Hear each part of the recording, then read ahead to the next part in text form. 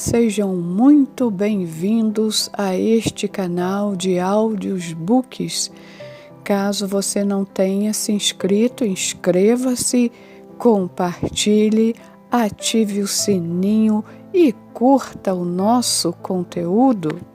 Estamos estudando o livro Em Seus Passos, o que faria Jesus? Capítulo 28. Na tarde do mesmo dia em que Burns começou a trabalhar como auxiliar do zelador, ele estava limpando a escada na frente da comunidade. Quando fez uma pausa e olhou ao seu redor, a primeira coisa que notou foi uma placa anunciando venda de cerveja. Com a vassoura, ele podia até tocá-la se quisesse, de tão perto que estava. No outro lado da rua havia 2 bares e logo adiante mais um. De repente, abriu-se a porta do bar mais próximo e um homem saiu. Ao mesmo tempo, outros 2 entraram. Um forte odor de cerveja chegou até Burns ali na escada. Ele agarrou com força a vassoura e continuou a varrer. Estava com um dos pés na varanda e o outro já no degrau da escada, e desceu mais um pouco para continuar varrendo. Mesmo com uma temperatura amena, o suor escorria-lhe pela testa. Mais uma vez se abriu a porta do bar, de onde saíram 3 ou 4 homens. Uma criança entrou levando uma jarra e logo saiu com ela cheia de cerveja. Ao caminhar pela calçada bem perto de Burns, o odor da cerveja chegava às suas narinas. Então, desceu mais um pouco, ainda varrendo desesperadamente.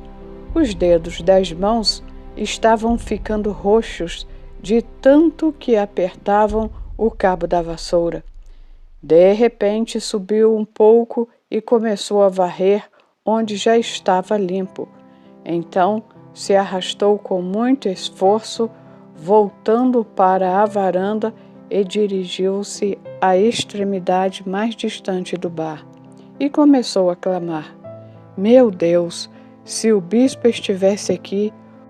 O bispo havia saído com o Dr. Bruce para algum lugar e não havia ninguém por perto que ele conhecesse. Então ficou varrendo ali por alguns minutos, estampando no rosto a agonia que enfrentava. Aos poucos, foi outra vez na direção da escada e começou a descer.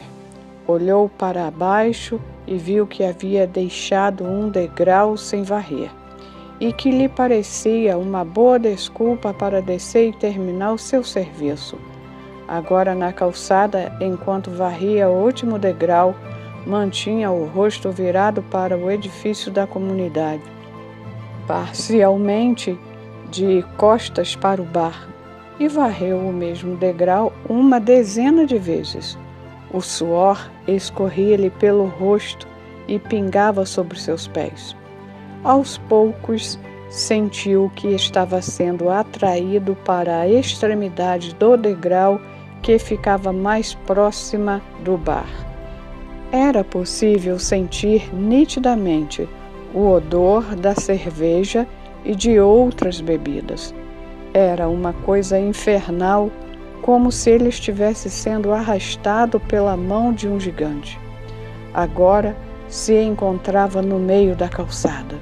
Ainda varrendo, limpou o local em frente da comunidade e avançou um pouco até a valeta, para também varrer ali. Tirou o chapéu e esfregou a testa com a manga da camisa. Seus lábios estavam esbranquiçados e os dentes batiam uns contra os outros. Seu corpo todo estava tremendo, inclinando-se para a frente e para trás, como se já estivesse bêbado. A alma estava agitada dentro dele. Agora já havia avançado um pouco mais e estava em frente ao bar, olhando para a placa e espiando pela janela de onde podia ver as garrafas de cerveja e de outras bebidas empilhadas em forma de pirâmide. Então, molhou os lábios com a língua, deu mais um passo à frente, olhando furtivamente em sua volta. Então, a porta se abriu de novo e alguém saiu. Outra vez sentiu o forte odor da bebida e deu mais um passo na direção da porta que se havia fechado. Quando colocou os dedos na maçaneta da porta, um homem alto surgiu na esquina. Era o bispo. Ele agarrou Burns pelo braço e levou-o de volta até a calçada. Extremamente agitado e louco para beber, começou a xingar e socou o amigo com grande violência. Não se pôde ter certeza se ele realmente sabia quem estava tentando afastá-lo da ruína. O soco acertou o rosto do bispo, cortando-lhe a bochecha, mas ele não abriu a boca para dizer uma só palavra, e em seu rosto se delineou uma grande tristeza. Então levantou Burns como se fosse uma criança e praticamente o carregou escada acima, de volta para casa. Colocou-o ali no vestíbulo e fechou a porta, dando-lhe as costas. Burns caiu de joelhos, chorando e orando. O bispo ficou ali, ofegante pelo esforço que havia feito, apesar de Burns não ser muito grande nem pesado, e foi tomado por uma compaixão indescritível. Ore, Burns, ore, ore como nunca, porque nada mais vai poder salvá-lo. Meu Deus, por favor, ore comigo, salve-me. Salve minha alma do inferno, clamava Burns. Então, ajoelhando-se ao lado dele, o bispo orou como só ele sabia orar. Em seguida, os dois se levantaram e Burns foi para seu quarto. Naquela noite, ele deixou o quarto como se fosse uma criança envergonhada. E o bispo saiu daquela experiência mais maduro, levando no corpo as marcas de Jesus. Com certeza estava aprendendo o que significava seguir os passos do Mestre. Mas e o bar continuava ali, junto com todos os outros, enfileirados pela rua, como se fossem armadilhas preparadas para Burns. Por quanto tempo ele resistiria ao odor daquela coisa maldita? O bispo saiu até a varanda. O ar da cidade inteira parecia impregnado com o odor de cerveja. Então orou: até quando, Senhor? Até quando? O Dr. Bruce também saiu até a varanda e os dois amigos ficaram conversando sobre a tentação que tudo aquilo representava para Burns. Você já procurou saber de quem é este móvel aqui ao lado? Perguntou o bispo. Não, eu ainda não parei para fazer isso, mas faço agora mesmo, se você achar que vale a pena. Mas, Edward, que poderemos fazer contra os bares desta cidade tão grande? Eles são uma sólida instituição como as igrejas e a política. Que poder seria necessário para acabar com eles? Deus haverá de fazer isso na hora certa, do mesmo jeito que ele acabou com a escravidão neste país. Foi a resposta do bispo. Enquanto isso, acho que temos o direito de saber quem controla este bar tão perto da comunidade. Eu vou descobrir, respondeu o Dr. Bruce.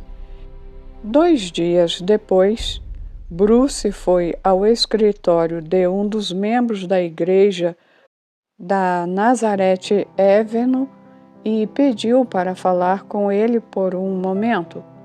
A ex-ovelha recebeu-o com toda a cordialidade. Levou-o até seu escritório e insistiu para que ele não se preocupasse e que ficasse o tempo que fosse necessário. Pedi para vê-lo, para falar-lhe sobre o imóvel ao lado da comunidade em que moramos, eu e o bispo, conforme você sabe. Vou ser muito direto porque o assunto é muito sério e a vida breve demais. Cleiton, você acha que é certo alugar aquele imóvel para um bar? A pergunta do Dr. Bruce foi clara e direta, do modo que ele avisou que seria. O efeito que ela causou sobre sua ex-ovelha foi instantâneo, denunciando toda a sua profunda emoção. O sangue tomou conta do rosto daquele homem. Ali sentado, debaixo de um quadro que retratava os negócios de uma grande cidade.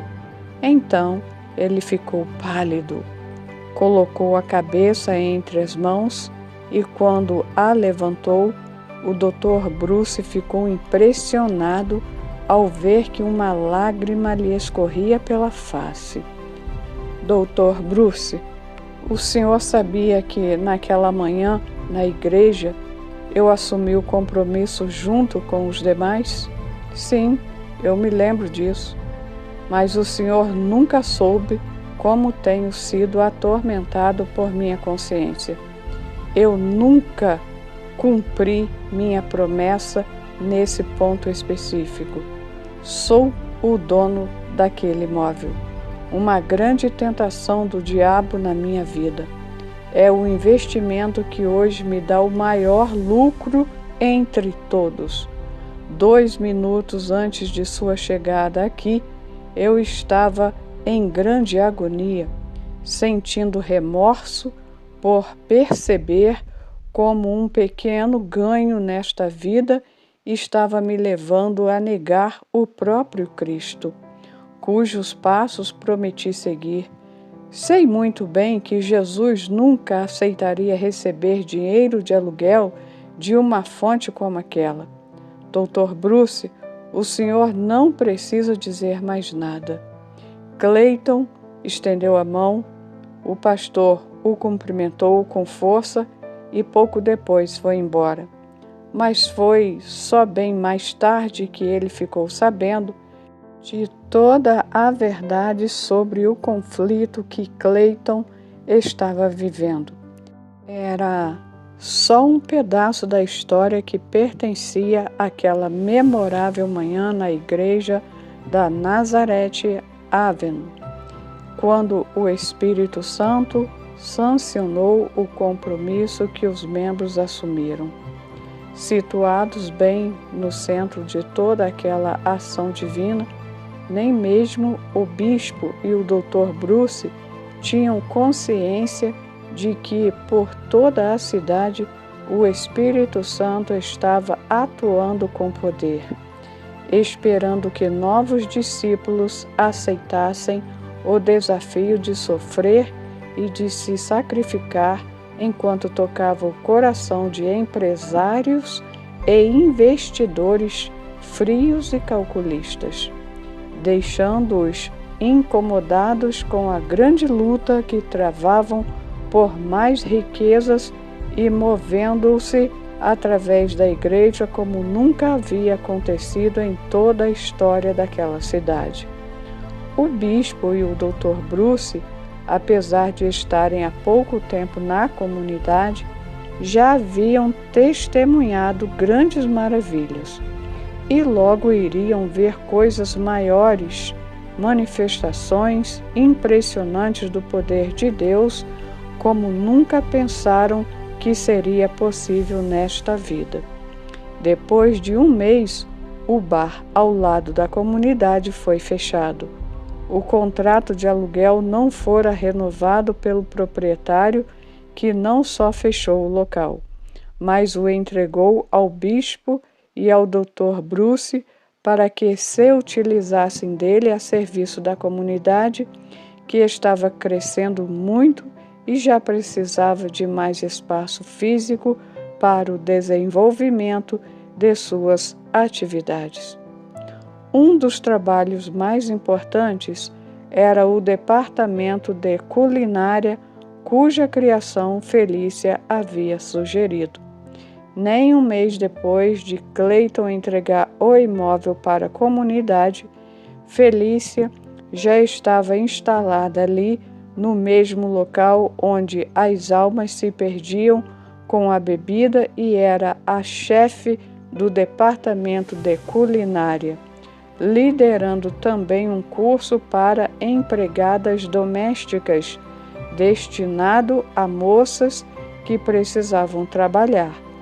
Ela agora morava na comunidade, onde encontrou um lar ao lado da senhora Bruce e de outras moças da cidade que também moravam ali. Marta, a violinista, continuou vivendo no mesmo local, mas ia algumas noites à comunidade para dar aulas de música. Felícia, fale-nos mais sobre suas ideias, disse o bispo certa noite, num raro momento de descanso das atividades que o pressionavam muito. Ele estava com o Dr. Bruce e Felícia havia entrado, vindo do outro prédio.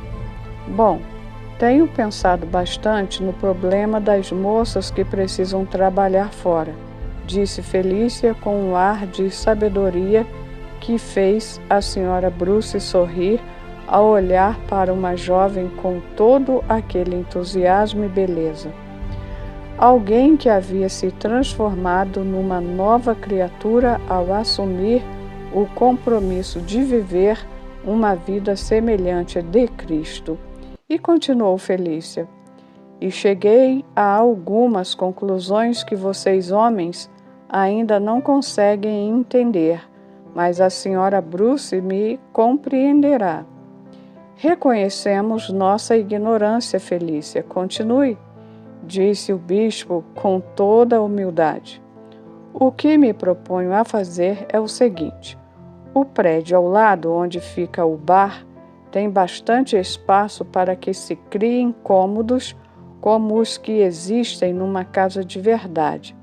Meu plano é preparar o lugar e oferecer um curso para empregadas domésticas, as moças que depois irão trabalhar fora. Será um curso com duração de 6 meses, em que ensinarei culinária, limpeza, rapidez e amor pelo trabalho. Calma lá, Felícia, interrompeu o bispo. Não estamos mais na era dos milagres. Então, vamos voltar a ela, respondeu Felícia. Eu sei que tudo isso parece impossível, mas quero tentar. Conheço várias moças que farão o curso, e se pudermos estimulá-las com um espírito de equipe, tenho certeza de que o curso lhes será de grande valor. Sei que a culinária natural está causando uma revolução no meio das famílias. Felícia, se você conseguir fazer metade disso, será uma bênção para a comunidade, acrescentou a senhora Bruce. Não sei como você vai fazer isso, mas o que sei é que Deus vai abençoar sua tentativa. É o que todos pensamos, exclamou o Dr. Bruce e o bispo. Então Felícia arregaçou as mangas e começou a implementar suas ideias com o entusiasmo de uma discípula que dia a dia se tornava mais prática e serviçal. Neste ponto, deve-se dizer que o plano de Felícia alcançou um sucesso que superou toda a expectativa. Ela desenvolveu incríveis técnicas de persuasão e, com uma rapidez impressionante, ensinava às moças tudo o que se relacionava ao cuidado de uma casa. Com o passar do tempo, as moças que haviam feito o curso na escola de culinária de Felícia começaram a ser valorizadas como profissionais muito competentes. Mas estamos nos adiantando aos fatos. A história da comunidade ainda não foi escrita. Quando for, a parte de Felícia será de grande importância. O rigor do inverno encontrou Chicago, como toda a cidade grande, apresentando aos olhos da cristandade o nítido contraste entre ricos e pobres, entre cultura, requinte, luxo e ignorância, depravação, privação e a amargura luta pelo pão. Foi um inverno rigoroso, mas animado. Por um lado, havia festas, recepções, bailes, jantares e banquetes por toda a cidade. O teatro de ópera nunca estivera tão abarrotado de gente tão sofisticada. Nunca houvera tamanho desfile de joias, roupas finas e acessórios. Mas, por outro lado, nunca as carências haviam sido tão profundas, e o sofrimento tão cruel, agudo e fatal. Nunca os ventos haviam soprado tão gelados sobre o lago e sobre as paredes finas dos cortiços nos arredores da comunidade. Nunca o povo da cidade precisou tanto de alimentos, óleo, combustível e roupas. Todas as noites, o bispo e o Dr. Bruce, acompanhados por seus auxiliares, saíam para ajudar a resgatar homens e mulheres e crianças no meio da tortura infligida pela privação material. As igrejas e instituições de caridade, autoridades civis e associações filantrópicas faziam expressivas doações de alimentos, roupas e dinheiro para os pobres. Mas onde estava o toque pessoal dos discípulos cristãos? Onde estava aquele cristianismo de obediência à ordem do Mestre? E dizia que os cristãos deviam ir pessoalmente aos que sofrem e se doar junto com suas doações. As pessoas podiam doar dinheiro, mas era dinheiro que não lhes fazia falta nem lhes representava sacrifício algum. Davam o que era fácil dar, aquilo que menos os incomodava. E onde entrava o elemento do sacrifício? Por acaso, era isso que significava seguir Jesus por onde quer que ele fosse? No entanto, com membros de suas próprias igrejas elitizadas e ricas, ele ficara pasmo por perceber como eram poucos os membros das classes altas que realmente sofriam alguma inconveniência por amor aos que viviam no meio do sofrimento. Será que caridade é o mesmo que doar roupas velhas? Uma nota de $10 doada a um representante que ganhava para trabalhar em alguma associação filantrópica da igreja? Por acaso as pessoas nunca iriam e se dariam elas mesmas?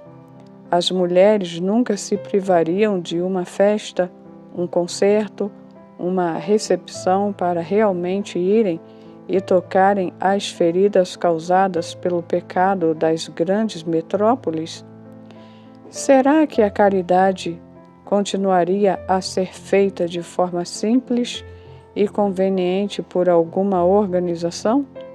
Seria possível organizar os sentimentos para que o amor pudesse fazer o trabalho desagradável por meio de terceiros?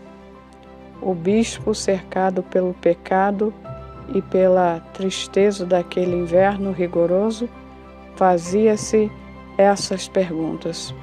Ele carregava sua cruz com alegria, mas ficava indignado ao ver que tantas pessoas transferiam para algumas poucas a responsabilidade do amor pessoal. Mas o Espírito continuava a atuar em silêncio e com poder sobre as igrejas, cujos membros da elite, ricos e acomodados, evitavam o terror dos problemas sociais como se estivessem evitando uma doença contagiosa. Certa manhã, essa realidade foi percebida de uma forma chocante pelos que trabalhavam na comunidade. Talvez nenhum outro incidente naquele inverno revelasse com mais clareza o grande ímpeto gerado pelo movimento da Igreja da Nazareth Avenue e pelas ações do Dr. Bruce e do bispo decorrentes do compromisso que assumiram de fazer todas as coisas como Jesus faria. Até o próximo capítulo.